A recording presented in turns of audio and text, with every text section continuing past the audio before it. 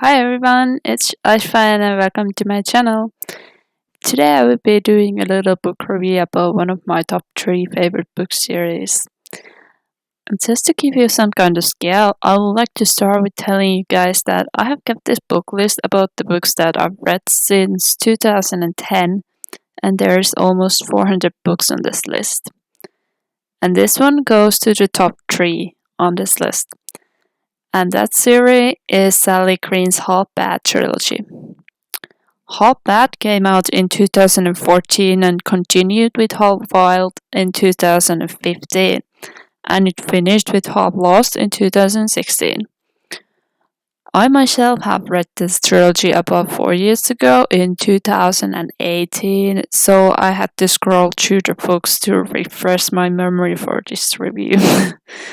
The reason why I decided to go through and make this reviewing video of this trilogy is because just out of curiosity, I was checking other people's reviews of it and I was kind of shocked. It seemed that a lot of people didn't actually enjoy this trilogy that much.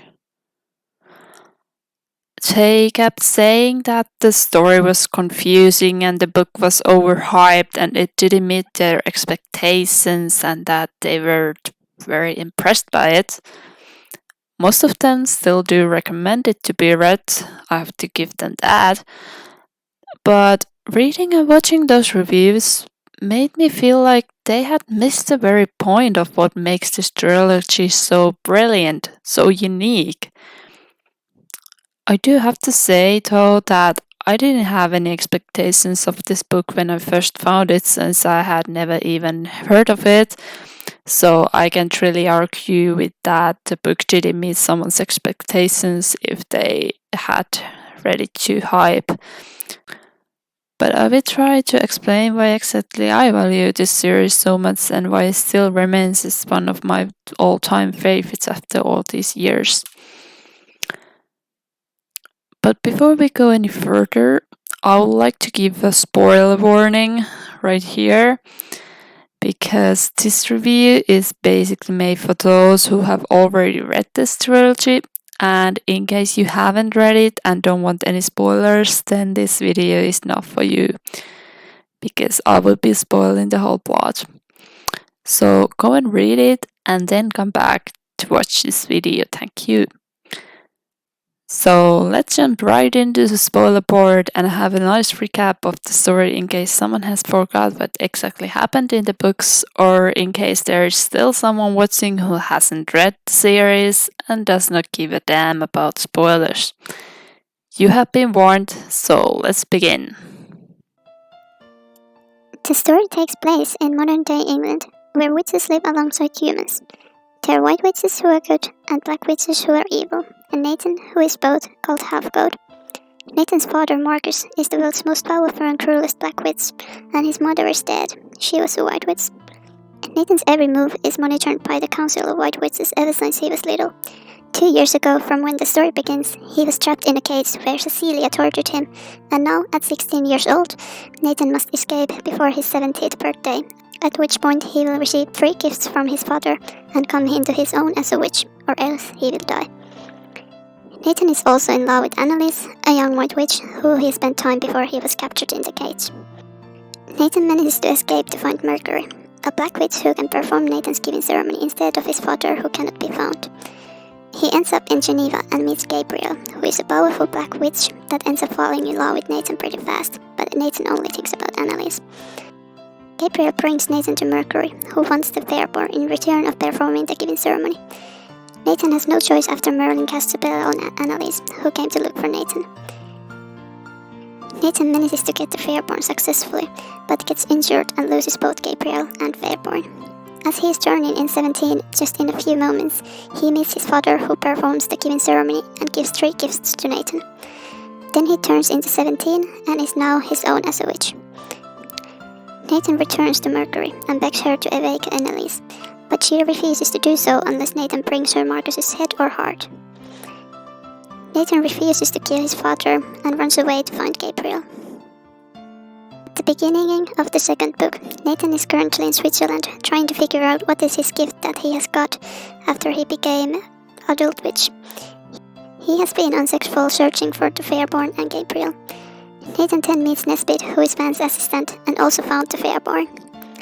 Nesbit knows where Gabriel is and brings Nathan to him. They meet Van, who is the leader of an alliance fighting against Saul, the leader of White Witches and Hunters.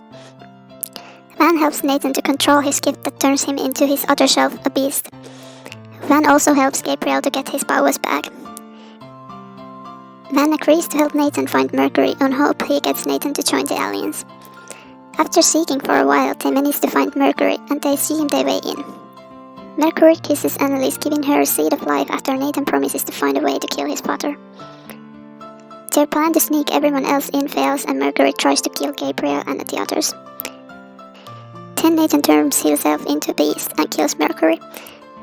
Being overwhelmed from what had happened, Nathan ends up kissing Gabriel and pushing him away when he realizes he's supposed to be with Annalise. Nathan waits for his beloved Annalise to wake up and then finds a way to bring her back. Gabriel warns Nathan that Annalise might end up being afraid of him because she only cares about Nathan's good side when Gabriel also loves his black, evil side. They agree to join in Van's alliance and goes to find Nathan's father Marcus. Van gives the Fairborn back to Nathan. They manage to find Marcus and convince him to join the alliance as well. Marcus spends some time with his son and teaches him about the gifts he has gained. Alliance scatters and they start the war against Saul and the Hunters. Annalise finds out that Nathan killed his brother Kieran and leaves. Later in the battlefield, Nathan spots Annalise, who shoots Marcus, and as he is dying he commands Nathan to eat his heart so he can get all the gifts Marcus has collected. Nathan gets angry at Annalise that she had killed his father and forced him to eat his heart, and wants to kill her now. At the start of the third book, Nathan is thinking how badly he wants Annalise dead, as well as trying to figure out how to use those gifts he gained from eating his father's heart. Gabriel is at his side, even though others in the alliance feel uneasy when Nathan is around. Saul announces that they will pardon all the alliance members if they would bring Nathan to him, but they doubt his promise. Nathan wants to find a way to become invincible so he could kill Saul. To do that, they need to find another half of an amulet Gabriel has. They find out a witch named Ledger has it and goes to find him.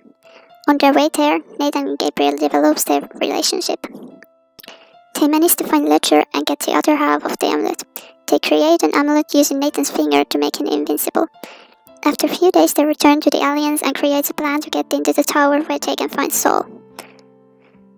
The day of the attack comes and Nathan finds Saul.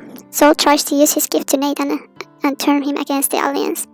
Annalise appears and helps Nathan to turn himself into a beast and get out of Saul's control, and Nathan kills him. Nathan spares Annalise's life. Nathan tries to find Gabriel in the middle of the battlefield. He ends up finding that hunters have him as hostage and Nathan saves him. Gabriel is injured and Nathan calls for his brother Aaron to help Gabriel, but instead of Aaron comes Jessica, their sister, and tries to shoot Nathan. Nathan tries to protect Gabriel with his body as well as trying to shoot his sister, but Gabriel ends up getting deadly injured. With his last resort, Nathan tries to stop the time and give Aaron more time to save Gabriel, but he fails and Gabriel dies. Nathan moves to Wales where he promised to bring Gabriel with him after the war and slowly starts to understand that Gabriel is really gone. Aaron visits him every now and then. Cecilia, who Nathan has forgiven, moves where Nathan lives and they live near for a couple years. Nathan's 22nd birthday, he disappears and Cecilia later finds out that he had turned himself into a tree near Gabriel's grave. So the first book is more like an introduction to the story and sets the basics for the story to continue. It leaves a lot of questions unanswered. The second book is the one that mostly answers to these questions and moves the story forward. The third one brings the story together, giving our characters a task to find the amulet and a goal to end the war, and it leads us to the end that everyone seems to hate. The reason these books focus on different topics of the story is because this is a trilogy. It was meant to be a trilogy from the very beginning. It's just one story, not three. Why am I telling you this? Because a lot of those bad reviews I've seen are from just one book of the series. Of course, you're not gonna get a full picture of the story itself if you think it has three separate books, when in reality, there's only one story. I get that sometimes you have to make a review from just one book if the sequels are not out yet, but when the whole series is out, you can't just judge it from an unfinished story. This thing has been bugging me a lot since I see it happening so much among reviews of the book series. Okay, let's move into the actual reviewing part where I finally explain why I find this series so fascinating. Let's start from the cover. I absolutely love it. In this Finnish translation, you can see how the other half is white and the other half is black, which I find amazing detail. Unfortunately, the English version that I have doesn't have this kind of cover, and I don't know if there is some version that does, but I had to point it out since I find it so cool. I also love how the title is set here and the two words are facing each other. I love all the covers, and I think the way they represent the base of the story they are telling is excellent. Good work from the cover designers. Let's continue to the layout. I think that's probably the right word. I remember that starting from the very first page, I was amazed how Sally Green decided to approach the story.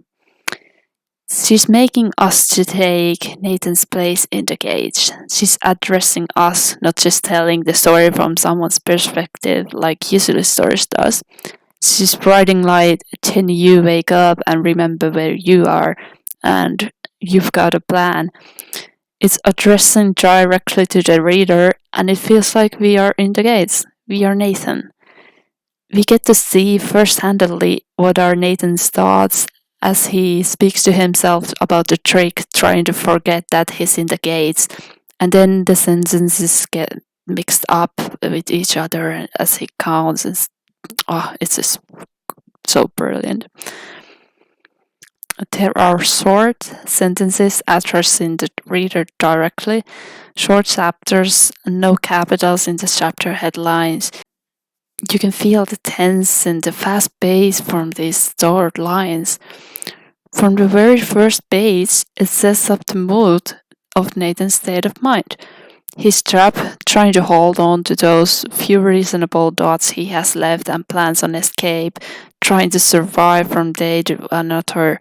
He's lost, going crazy. That's a brilliant, powerful way to introduce this character. Later on, we get lists, different kind of lists.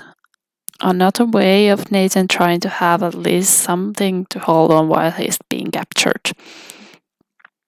The whole book is fast-paced by using short chapters, except those chapters before the gates when Nathan still had some reason in his life.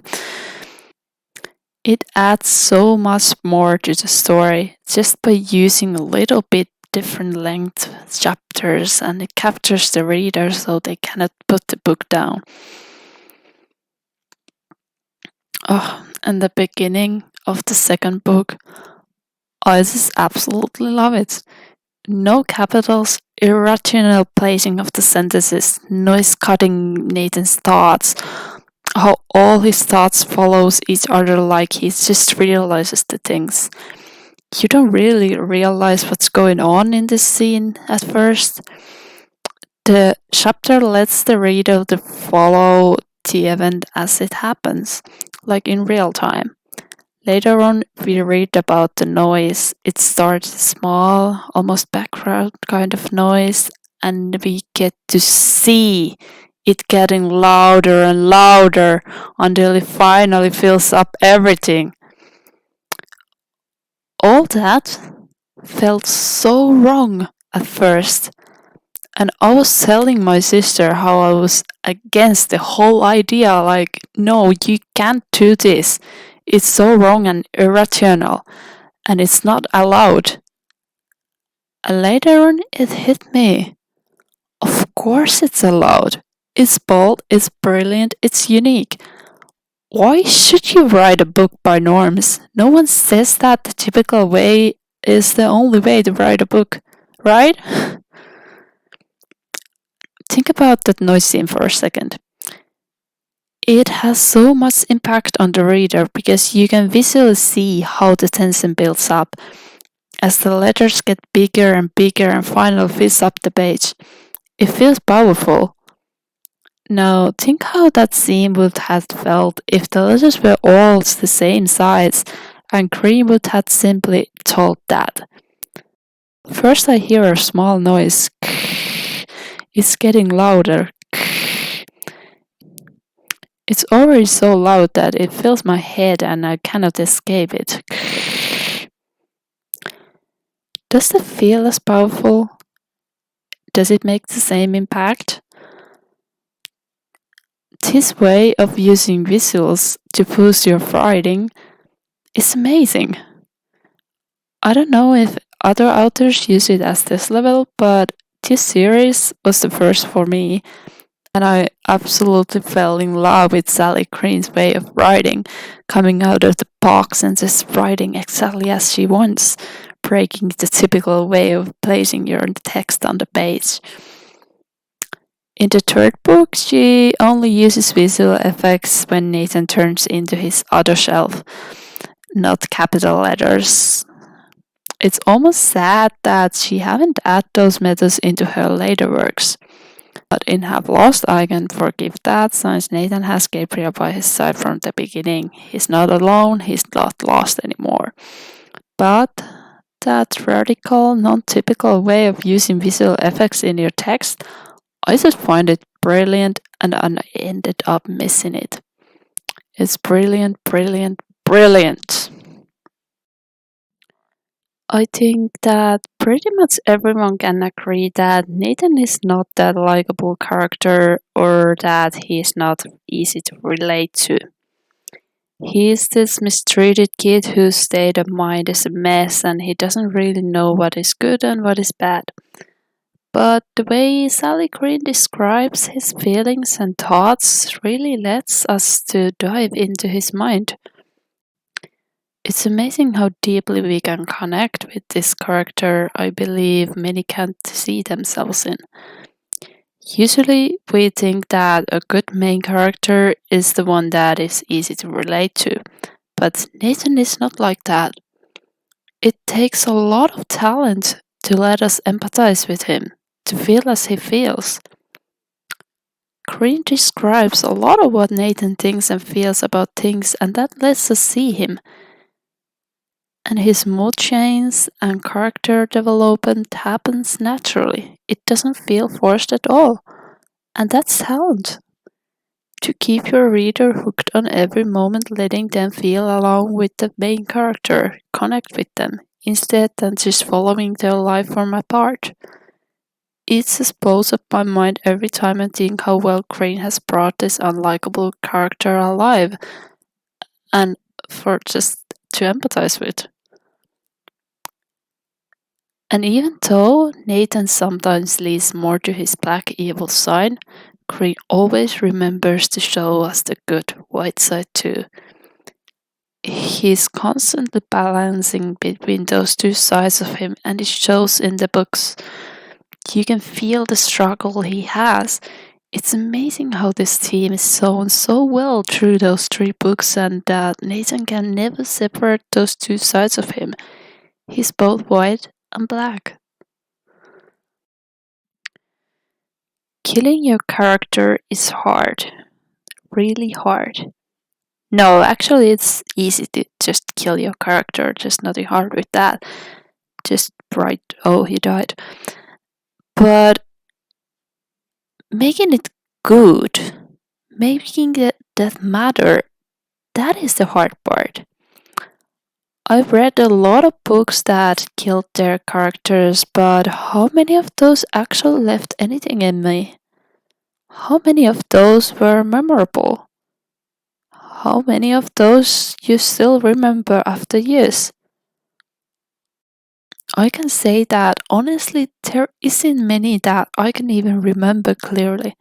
And with this, we come to the end of Half Lost. the best death scene in the book series that I have ever come across. No, seriously, I really mean that.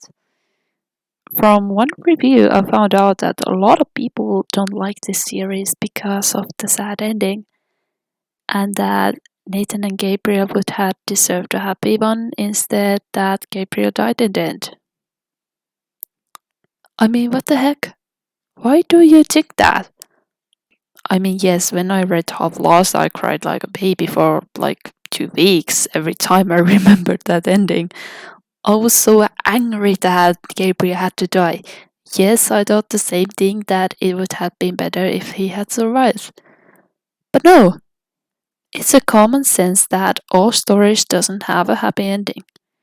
And honestly, for me, it felt so refreshing to read a book that just refused to follow that basic line where we give happy ending to those who deserve it.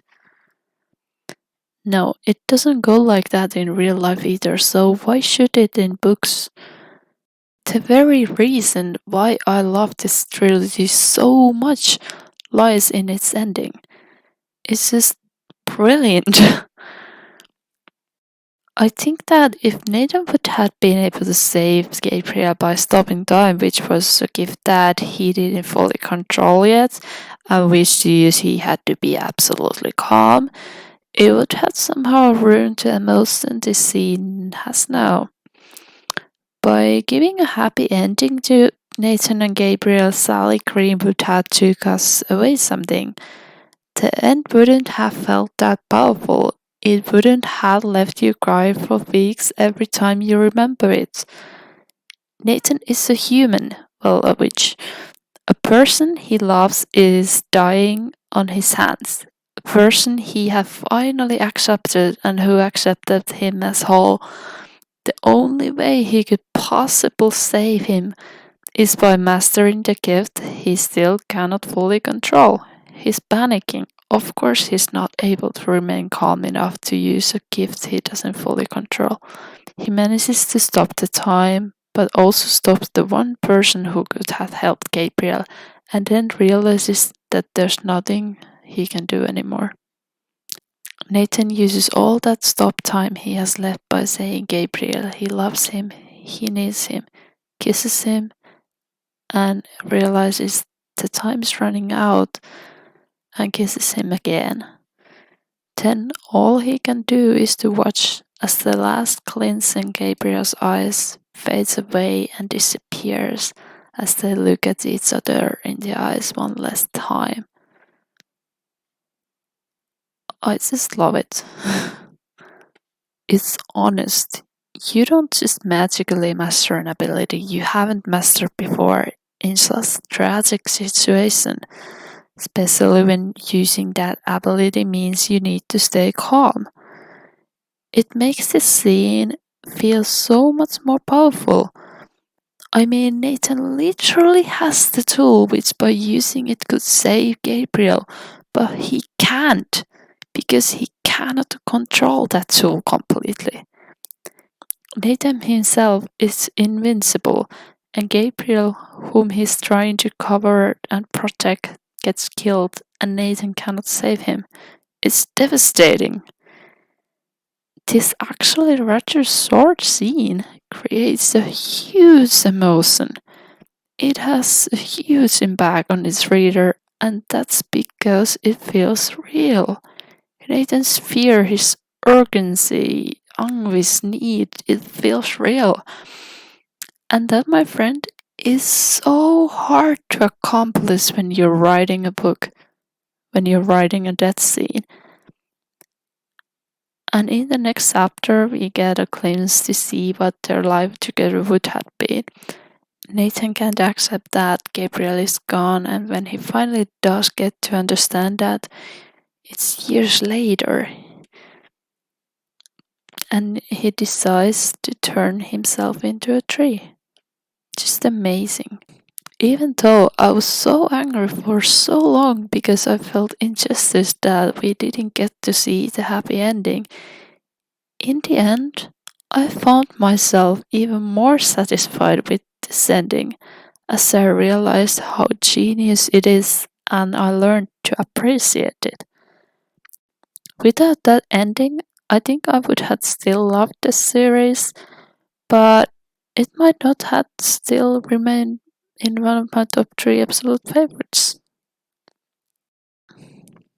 For example, the Shadow and Bone series ending.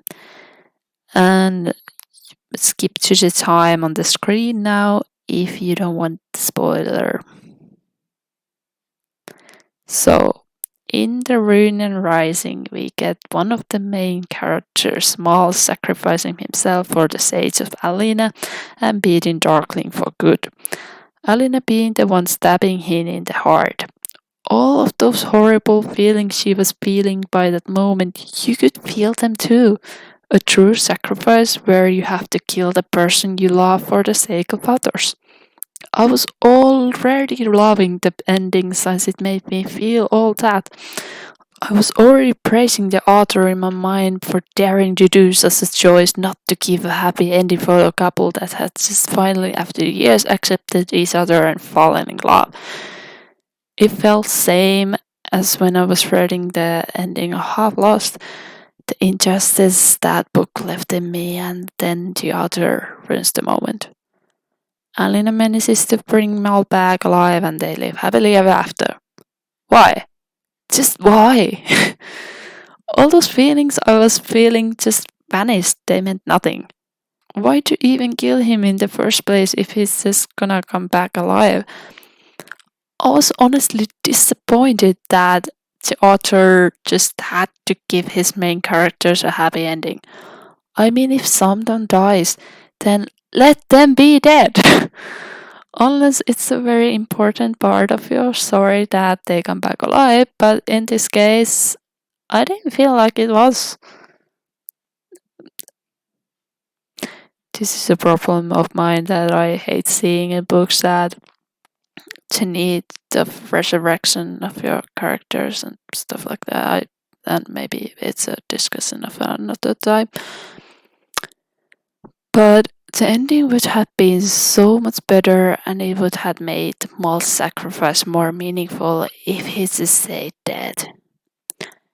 The whole book series basically talked how people are greedy for power and that Alina would have lived with the consequences if she let her greed overcome. But all that got meaningless because Mal's back alive.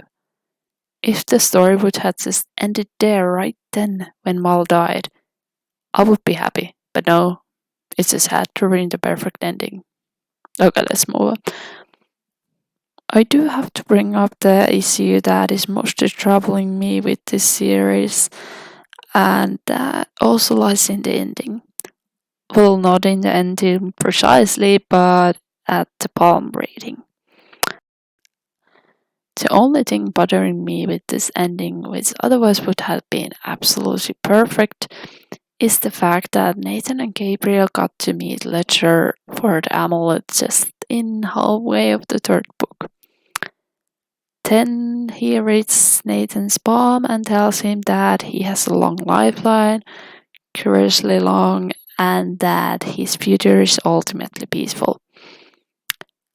I love how it's referred to the ending without really spoiling it, but I mean, the final ending where Nathan turned himself into a tree would have been even more perfect if the meeting with Ledger or that reading from Nathan's palm thing would have happened earlier, like in the first or even in the second book, or even in the beginning of the third book. Then it wouldn't have felt for me like the author had just come up with the idea of the ending in there in the middle of the third book. If she would have hinted towards it earlier, it would have left the feeling like she was planning that all along. But no can do, it was still an excellent way to end the trilogy. It's not a perfect story. I don't think a perfect story exists. It has its flaws, but I still think it's one of the best ones that I've read. Not because of the story, but because of how it's written, how it's told. Basically, it could be any story, but the way author Sally Green tells it leaves an impact. I could almost say that I'm not that much in love with the story as I'm in love how it's brought alive. But of course, I do love the story as well. It's a powerful, brilliant masterpiece. So these are the reasons why I love Half Bad so much, and it still remains one of my absolute favorites even after all these years. I'm sure we could find even more reasons and dive deeply into the story and its details to find out why it's so exceptional story, but this video is already way longer than I first thought it when I started making my arguments. I'm not a professional writer or anything, so I'm sorry for possible topic mistakes I've made. And as a reminder, this review is based on my opinion only. And if you still disagree with me, that's okay. Everyone can create their own opinion of this. I hope at least someone enjoyed the video and understood at least something I was trying to say. Thanks for watching so far, and here's a potato, because why not? Bye!